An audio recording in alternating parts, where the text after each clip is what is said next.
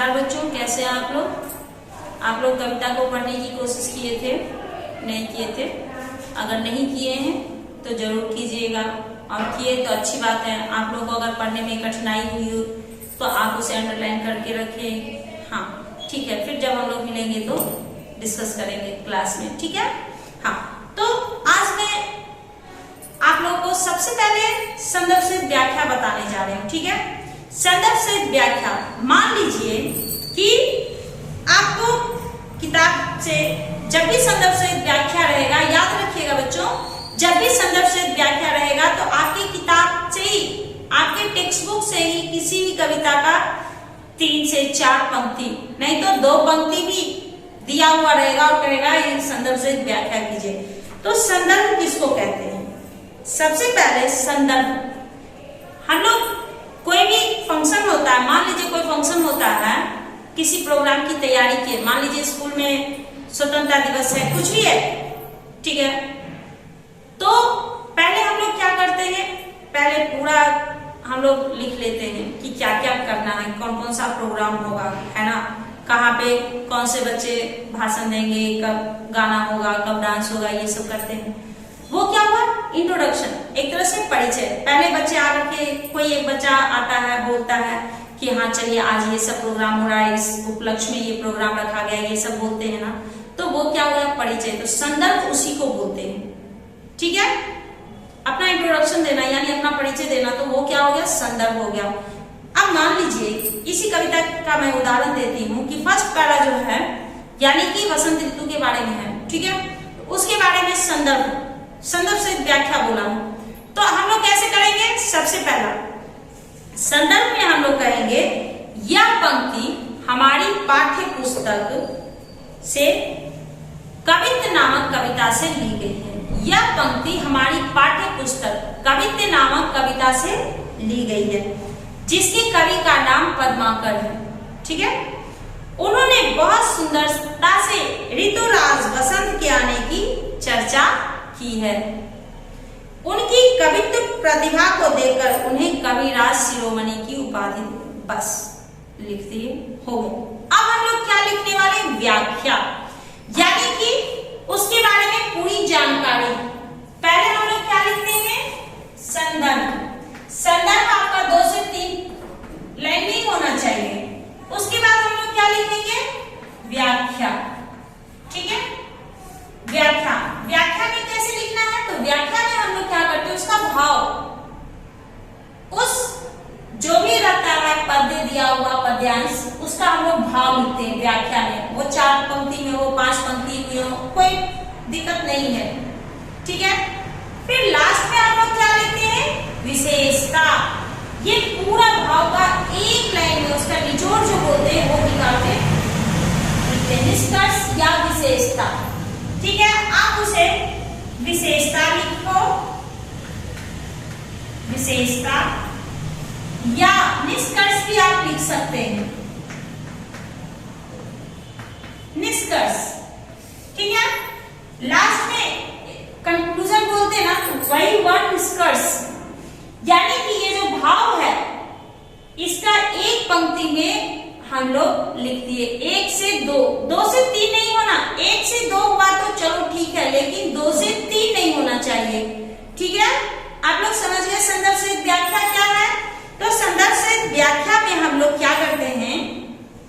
अब जैसे आपको मैंने बताया कि फर्स्ट पैराग्राफ जो दिया हुआ है उसका संदर्भ मैंने आप लोगों को बताया, व्याख्या, भाव, जो मैं आप लोगों को पढ़ा चुकी हूँ पिछली कक्षा में, ठीक है? अब विशेषता यानी निष्कर्ष क्या लिखेंगे? यहाँ वसंत ऋतु का वर्णन किया गया है, बस आप एक लाइन में लिख सकते हो। यहाँ पर इस कविता में वसंत ऋतु का वर्णन किया गया है, हमें वसंत ऋतु बहुत ही प्यारा लगता है, या फिर ऋतुओं का राजा वसंत है, बस हो गया, ठीक है? वही हो गया निष्कर्ष। तो शायद आप लोगों को समझ में आ गया होगा कि संदर्भ से व्याख्या क्या है, ठीक है? हाँ, तो अब हम लोग चलते हैं प्रश्नोत्तर की तरफ। ये संदर्भ से व्याख्या में आप लोगों को क्यों बताई? क्योंकि अब आप लोगों को जितने भी एग्जाम होंगे उसमें संदर्भ से व्याख्या जरूर रहता है। प्रथम भाषा के बच्चों को संदर्भ से व्याख्या आता ही है। तो आप लोगों को अभी से कोशिश करनी चाहिए कि आपको संदर्भ सहित व्याख्या सही तरीके से लिखने के लिए आ जाए। अब हम लोग बढ़ते हैं प्रश्नोत्तर की तरफ। सबसे पहले अर्थग्राह्यता प्रतिक्रिया। सबसे पहले क्या है? अर्थग्राह्यता प्रतिक्रिया। अब उसमें क्या दिया गया है? सबसे पहला प्रश्न अ का फर्स्ट वन, हमारे जीवन में ऋतुओं के महत्व पर अपने विचार बताइए। हमारे जीवन में ऋतुओं का क्या महत्व है? ऋतुओं का क्या महत्व है अपने जीवन में, वो लिखना है। दूसरा है, अधिकतर कवि ऋतु का वर्णन करते समय भौरे का उदाहरण अवश्य लेते हैं, क्यों? ये क्वेश्चन जो है आपका बहुत ही इंपॉर्टेंट क्वेश्चन है। अर्थग्राह्यता प्रतिक्रिया।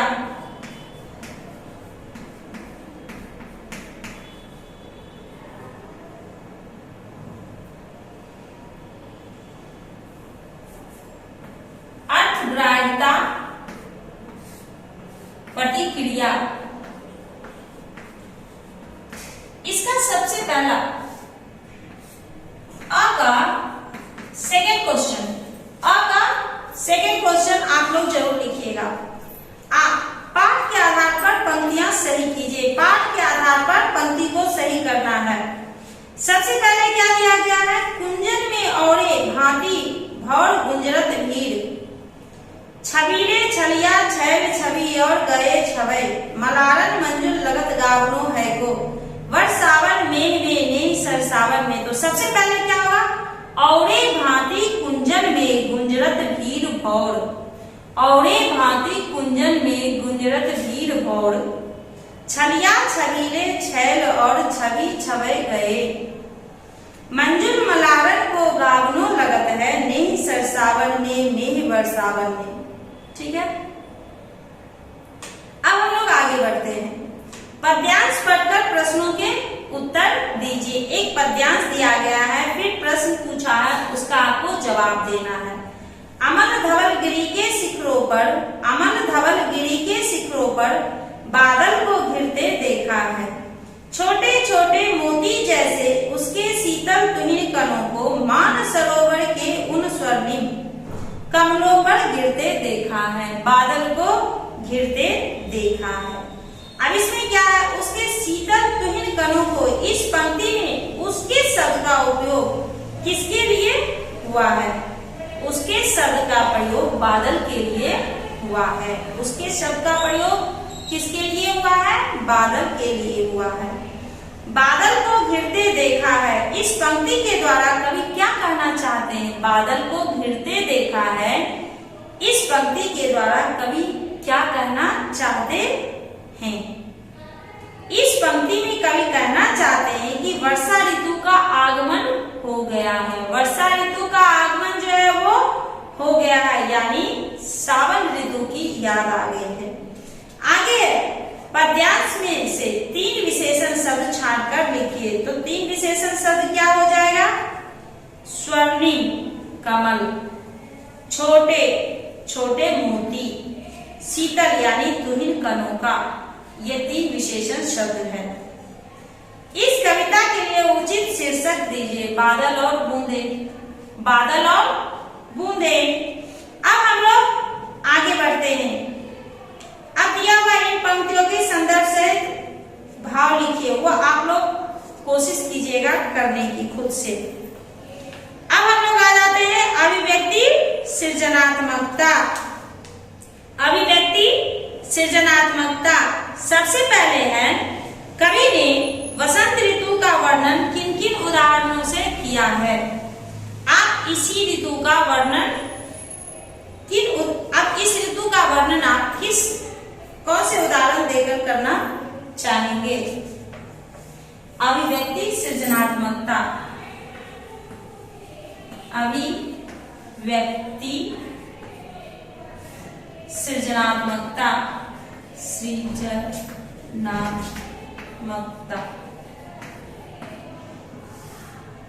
ठीक है, अभिव्यक्ति सृजनात्मकता में आपको दिया गया है अ का फर्स्ट वन।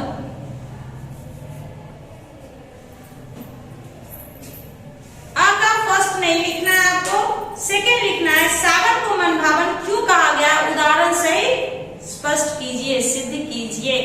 उदाहरण सहित आपको बताना है कि सावन को मनभावन क्यों कहा गया है।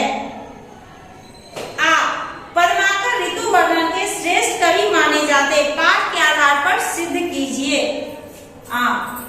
ये आपको लिखना है, ठीक है। ऋतुएं प्रकृति की शोभा बढ़ाती है। ऋतुएं जो है वो प्रकृति की शोभा बढ़ाती है। अपनी मनपसंद ऋतु का वर्णन करते हुए एक छोटी सी कविता का सृजन कीजिए और उसे उचित शीर्षक दीजिए। आपको अपनी मनपसंद ऋतु का वर्णन करते हुए एक छोटी सी कविता लिखना। आपको कौन सा ऋतु सबसे ज्यादा पसंद है, उसके ऊपर एक छोटी सी कविता लिखना और कविता का एक शीर्षक भी देना, हेडिंग भी देना है। सुंदर मधुर शब्द चयन व अलंकार भाषा की शोभा में चार चांद लगाते हैं। कवित्व के आधार पर इसकी पुष्टि कीजिए। आपका क्वेश्चन हो गया 1, 2, 3। ये 3 क्वेश्चन आप लोग अपने क्लास वर्क में लिख करके रखिएगा।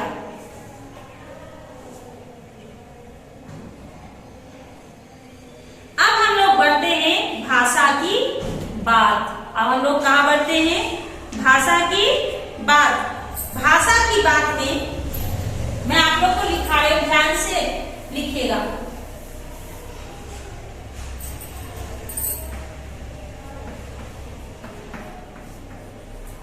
भाषा की बात।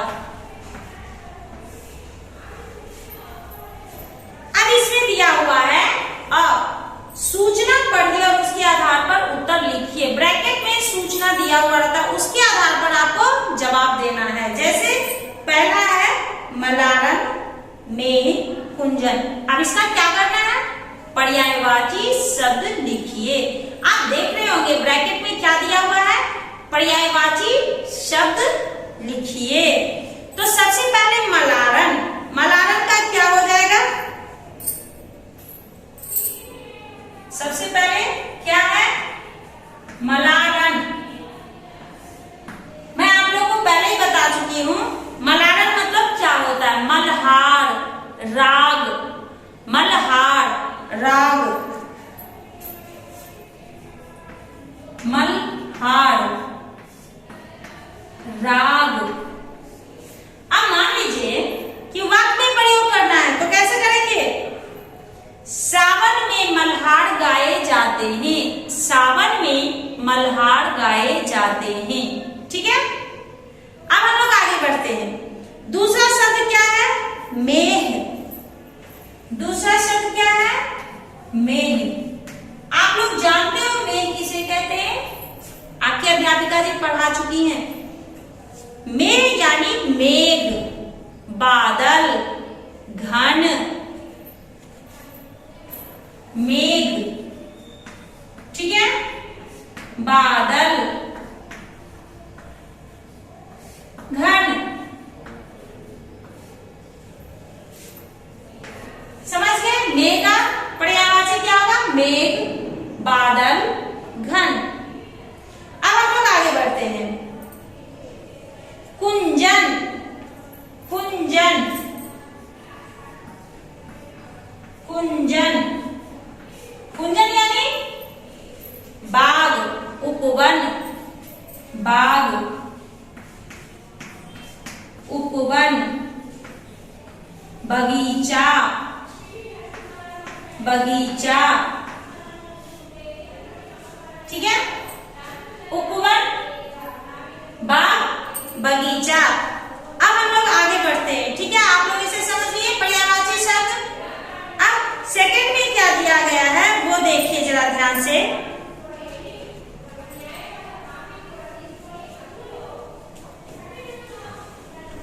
भौरा, मोर। अब इसको कह रहा है वचन बदल कर लिखिए।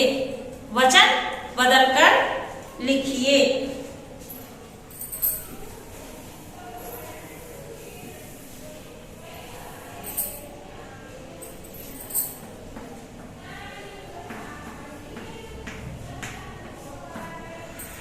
भौरा का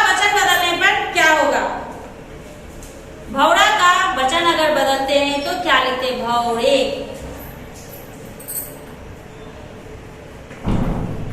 भौरे, ठीक है। दूसरा क्या है? मोर। मोर, मोर का अगर हम लोग वचन बदलेंगे तो क्या लिखेंगे? मोर।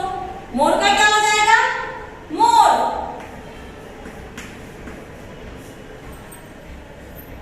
आसान है ना? गुड। अब हम लोग आगे बढ़ते हैं। थर्ड वन, थर्ड में क्या है? भौरा, छवि, कर्ण। एक एक शब्द का लिंग पहचान कर वाक्य प्रयोग कीजिए। एक एक का लिंग पहचानना है और वाक्य में प्रयोग करना है। तो मैं आप लोगों को लिंग पहचानने के लिए बता देती हूँ और उसके बाद आप लोग खुद से लिखोगे, ठीक है? वाक्य में प्रयोग आप करना। अब सबसे पहला क्या है? भौरा। अब भौरा है तो ये क्या हो जाएगा बच्चों? भौरा है तो पुल्लिंग। भौरा है तो क्या हो जाएगा? पुल्लिंग। पुल्लिंग, ठीक है। दूसरा में क्या है? छवि। अब छवि है तो छवि का मतलब क्या हो गया? छवि यानी स्त्रीलिंग। छवि का क्या हो जाएगा?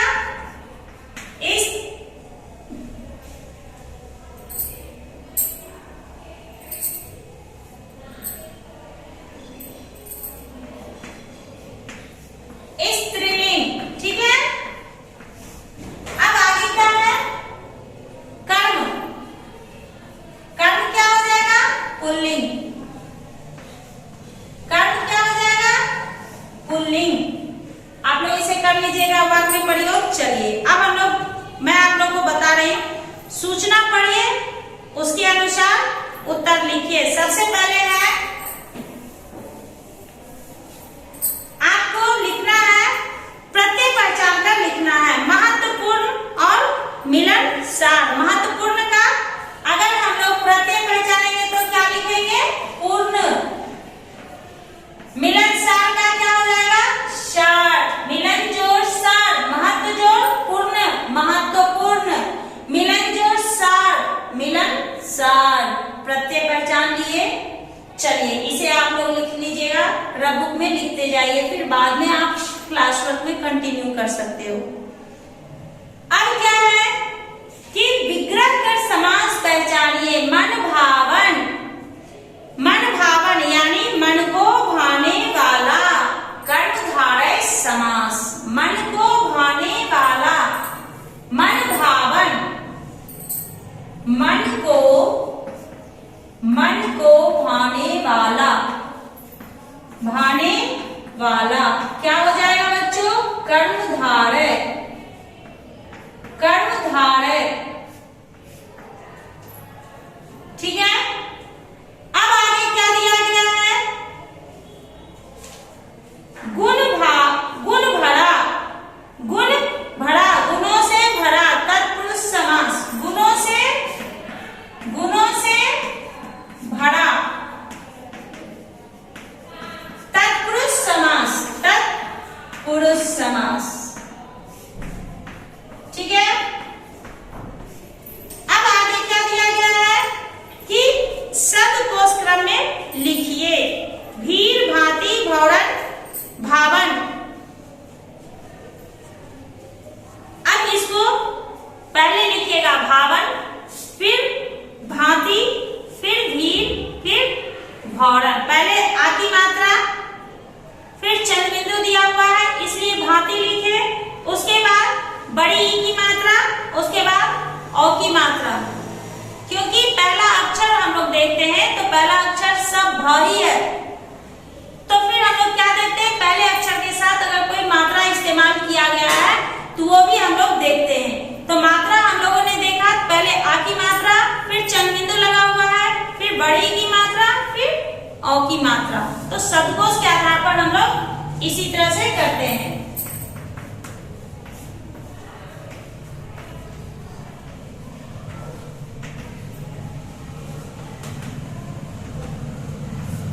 क्वेश्चन आंसर आप लोग लिख करके रखिएगा, ठीक है। अब हम लोग अगली कक्षा में मिलेंगे। धन्यवाद बच्चों।